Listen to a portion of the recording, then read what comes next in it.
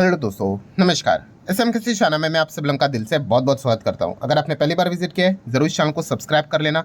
Subscribe करने के साथ साथ आपको पता ही है, यस, कल इस चैनल के ऊपर एक नया लेक्चर अपलोड होने वाला है। अगर आपने इसको फॉलो नहीं किया है तो इस चैनल को भी सब्सक्राइब कर लेना। लिंक आपको इस चैनल के ऊपर आई बटन पे यहाँ पे मिल जाएगी। एंड उसी के साथ साथ एक और चैनल भी है, let's learn stock market and finance करके, इसको भी फॉलो कर लेना। अगर पॉसिबल हुआ तो संडे के दिन इस चैनल पे भी एक लर्निंग लेक्चर अपलोड कर दूंगा। सो जितने भी वीडियोज है मतलब चैनल से, इन सब के लिंक नीचे डिस्क्रिप्शन में देके रखे हुए हैं, फॉलो करके रख लेना। चलो आज के इस आखिरी वीडियो को स्टार्ट कर लेते हैं।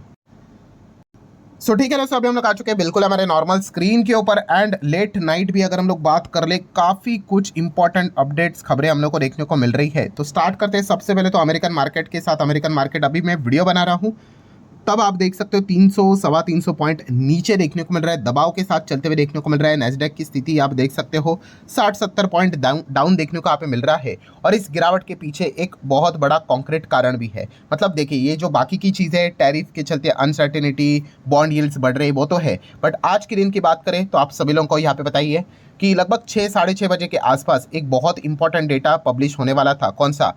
अमेरिका का अगस्त का जॉब रिपोर्ट का डेटा। और वो जॉब रिपोर्ट का डेटा सामने यहाँ पे आ चुका है। एंड वहाँ पे जो ये डेटा निकल कर आया है, इस चीज़ के चलते बाजार में थोड़ा सा फियर देखने को मिल रहा है कि अमेरिका की जो इकोनॉमी है वो स्लो होते हुए देखने को यहाँ पे मिल रही है।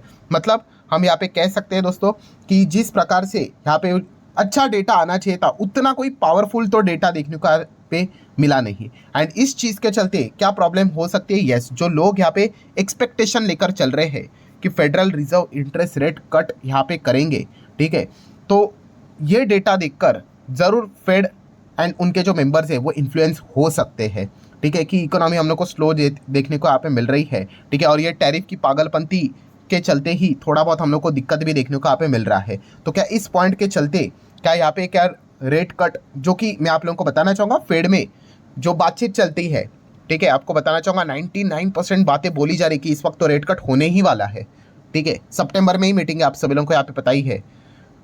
पर ये जो डेटा है इसके बाद यहाँ पे बोला जा रहा है, मतलब थोड़े सा लोगों के मन में डर आ रहा है कि क्या इस चीज़ को बहाना लेकर क्या फेड इस वक्त का भी रेट कट को टाल देगा। एंड इसी फियर के चलते थोड़ा सा अमेरिकन मार्केट में हम लोग को प्रेशर देखने को यहाँ पे मिल रहा है। पर्सनली मुझे ऐसा लगता है कि इतना कुछ दिक्कत तो होना नहीं चाहिए, बट फिर भी ठीक है, अल्टीमेट तो डिसीजन तो फेड का ही यहाँ पे होने वाला है। देन अगर हम लोग बात करें एक इंसान जिसका प्रॉब्लम डे बाय डे बढ़ती ही जा रही है, एंड वो है अनिल अंबानी। यस, अनिल अंबानी की बात करें, ईडी, सीबीआई, क्या क्या यहाँ पे नहीं हुआ है। एंड अभी हम कह सकते तीसरी bank, yes, bank of Baroda तीसरी बैंक यहाँ पे बन चुके हैं जिन्होंने आरकॉम एंड अनिल अंबानी को एज अ फ्रॉड घोषित किया है, ठीक है। कैसा होता है कि बैंक लोन देती है, लोन होता है भाई, डूब भी जाता है, बिजनेस है। एंड वो लोन अगर डूबेगा, एनपीए होगा, तो उसके पीछे रीज़न लिखना होता है कि भाई वापस पैसा क्यों नहीं आया। तो अगर जेन्युइन कारण होगा कि भाई जिसको मैंने पैसे दिए थे उसका बिजनेस ही डूब गया, भाई अभी वो कहाँ से पैसा देगा, तो समझ में आता है। सो वो रीज़न लिखना होता है। तो बैंक ऑफ बड़ौदा और भी जो बैंक्स थे, उन्होंने क्या रीज़न यहाँ पे लिखा है कि आरकॉम एंड अनिल अंबानी से पैसा क्यों नहीं आया, क्योंकि वो फ्रॉड है, उन्होंने धोखेबाजी की है, ठीक है। एंड ये एक बहुत ही, मतलब आप कह सकते हैं यहाँ पे रेपुटेशन पूरी खराब हो जाती है। आप किधर से अभी फंड रेजिंग करने जाओगे, कोई आपका खड़ा भी नहीं करेगा, ठीक है। आप यहाँ पे देख सकते हैं इस प्रकार का, मतलब आपका नाम खराब हो जाता है, कंपनी का नाम खराब हो जाता है, ठीक है। सो ये चीज़ें हम लोग को देखने को यहाँ पे मिल रही है। आगे बात करेंगे ओला इलेक्ट्रिक को वापस आज के दिन इलेक्ट्रिक के झटके लग गए। एंड वही चीज़ आज के दिन सॉफ्ट बैंक ने यहाँ पे क्या कर दिया है, अपना 2.5% का स्टेक यहाँ पे निकाल दिया है। नेक्स्ट अगर हम लोग बात करेंगे जेपी एसोसिएट, यस दोस्तों, जेपी एसोसिएट के भी दिवाली हो चुकी है कंपनी। आईबीसी के चलते कोर्ट में ही चल रहा है कि कौन इसको खरीदेगा। सो अदानी के ही चांसेस थे, बट दोस्तों अदानी को झटका दिया है वेदांता ने। यस दोस्तों, आप यहाँ पे देख सकते हो Vedanta emerge as a winning bidder, ठीक है।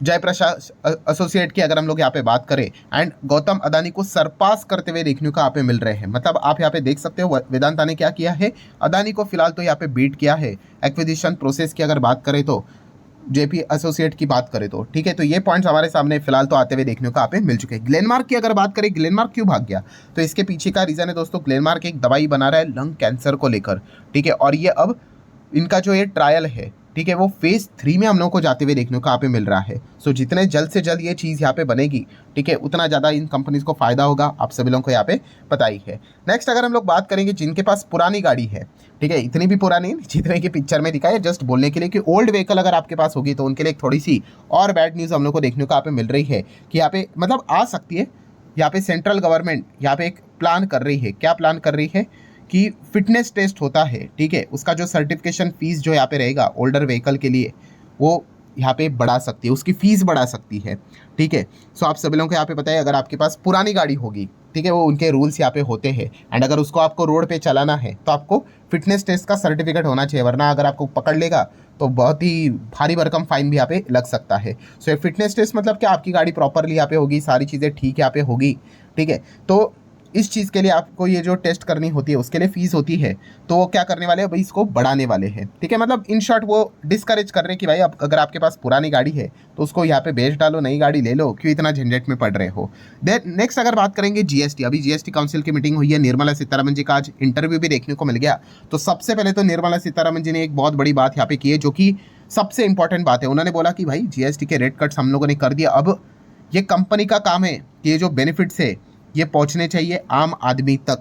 एंड ऊपर से थोड़ा सा एक स्वीट आप यहाँ पे कह सकते हैं वार्निंग भी उन्होंने दिया है। क्या वार्निंग दिया है, उन्होंने बोला है कि हम ध्यान रख रहे हैं कि ये जो बेनिफिट्स है कस्टमर को जा रहे कि नहीं, एंड अगर नहीं जा रहे हैं तो उन कंपनीज के साथ हम यहाँ पे बातचीत करेंगे, ठीक है। मतलब आप समझ सकते हो यहाँ पे थोड़ी सी वार्निंग टाइप की चीज़ उन्होंने यहाँ पे दिया। ऑब्वियसली ना, अभी इतना बेनिफिट यहाँ पे दिया है, अगर वो हमारे पास पहुँचा ही नहीं, 100 की चीज़ अगर 100 की ही रही तो फिर ये सारी चीज़ें करके क्या फ़ायदा, ठीक है। जैसा कि बेसिकली क्रूड की भी बात की जाती है कि इतना क्रूड सस्ता मिल रहा है, उसमें इथेनॉल भी डाला जा रहा है, फिर भी जो पहले तेल 100 का मिलता था अभी भी 100 का ही मिल रहा है, देन व्हाट्स द बेनिफिट, ठीक है। तो सेम वही चीज़ें यहाँ पे चल रही है कि कंपनी पूरा फ़ायदा खुद ना ले, ये बेनिफिट को क्या कर दे, कस्टमर को पास ऑन यहाँ पे करे। ये पॉइंट्स फिलहाल तो यहाँ पे बोला जा रहा है। लेट्स सी, ये तो वक्त ही बताएगा कि पास ऑन होता है कि नहीं, ठीक है। और हमें कैसे पता चलेगा, बहुत सिंपल सा गणित है भाई, जो जो चीज़ें जो जो सामान आप पहले खरीदते थे उसके रेट निकाल कर देखो। अभी तक जीएसटी स्टार्ट नहीं हुआ है ना, 22 तारीख से स्टार्ट होगा, और 22 तारीख के बाद जाकर चेक करना उसके क्या रेट्स क्या कम हुए कि नहीं। अभी एसी अगर आप सोच रहे हो, फॉर एग्जांपल कोई एसी अगर आप देख रहे थे 30,000 का, और अगर आप 22 तारीख 25 तारीख को जाते हो मान लो खरीदने के लिए, एंड तभी भी अगर वो आपको 30,000 पे ही बता रहा है, समझ लेना भाई वो कंपनी खुद बेनिफिट उठा रही है, आपको वो बेनिफिट नहीं दे रही है। एंड अगर वो कहते कि नहीं भाई 28 हो गया 27 हो गया, तो समझ लेना कि भाई आपको बेनिफिट पास ऑन हो रहा है। देन पेट्रोल डीजल को लेकर हमेशा चर्चा होती है जीएसटी को लेकर, तो सबसे पहले निर्मला सीतारमन जी ने क्लियर कट बताया भाई, ये रूमर्स तो चलते रहते हैं, पेट्रोल डीजल एंड उसी के साथ साथ एल्कोहल, ये जीएसटी के बाहर है, इनके ऊपर जीएसटी नहीं लगता है, ठीक है। बहुत सारे लोग पूछते भी कमेंट सेक्शन में, अल्कोहल का क्या हो गया, ये भी खराब है, 40% क्यों नहीं। अल्कोहल के ऊपर जो टैक्स लगता है वो आज भी पुराने सिस्टम के हिसाब से ही लगता है, और वो स्टेट गवर्नमेंट लगाता है। सिमिलर पेट्रोल डीजल पे भी स्टेट गवर्नमेंट के हिसाब से एंड सेंट्रल गवर्नमेंट के हिसाब से टैक्स लगते हुए देखने को मिल जाते हैं। दैन उनको ये भी पूछा गया कि टाइमलाइन तो बता दो कि कब इसको जीएसटी के अंडर डाला जाएगा, क्योंकि जिस दिन ये जीएसटी के अंदर आ गया, ठीक है, ऑटोमेटिकली पेट्रोल डीजल सस्ता हो जाएगा। क्यों? क्योंकि आज के दिन पे ही बोला जा रहा है कि 40 से 50% tax, even though more than that 50% petrol के ऊपर डीजल के ऊपर टैक्स ही है। एंड अगर जीएसटी में अगर इसको लाया जाएगा तो जीएसटी के रेट्स अभी क्या चल रहे हैं, चलो अभी तो पहले कितना था 28 था, अभी तो 40 है, ठीक है। तो ऐसा लग रहा है भाई कि इसके रेट्स और बढ़ा कर सरकार 40-50 कर देगी जीएसटी का, और फिर बाद में पेट्रोल का अनाउंसमेंट जीएसटी में करके फिर क्या ही फायदा रहेगा, ठीक है। फिर पहले भी 50 लगता था, अभी भी 50 ही लग जाएगा।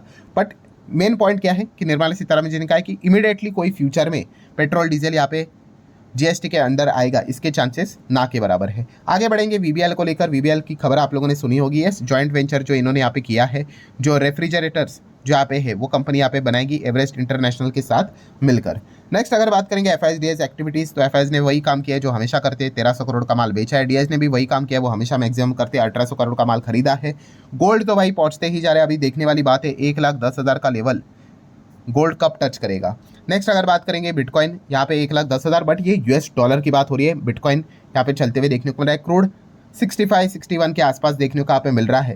एंड देन अगर हम लोग बात करेंगे दोस्तों, यस, अभी की सबसे इंपॉर्टेंट खबर टैरिफ, ट्रम्प टैरिफ की अगर हम लोग यहाँ पे बात करें, ट्रम्प तो यू टर्न लेते रहते हैं। पहले तो जापान को यहाँ पे धमका के यहाँ पे रखा हुआ था, ठीक है, 27-28 कुछ तो ऐसा था, अभी हम लोग चेक कर लेंगे। ऑटो सेक्टर के ऊपर टैरिफ था, तो फाइनली ट्रम्प ने यू टर्न लिया है, टैरिफ अचानक कम कर दिया। आप देख सकते हैं Trump sign order to cut the tariff on Japanese car 15%। तो ये पहले कितना था, तो आप यहाँ पे देख सकते हो, यस 27.5 था।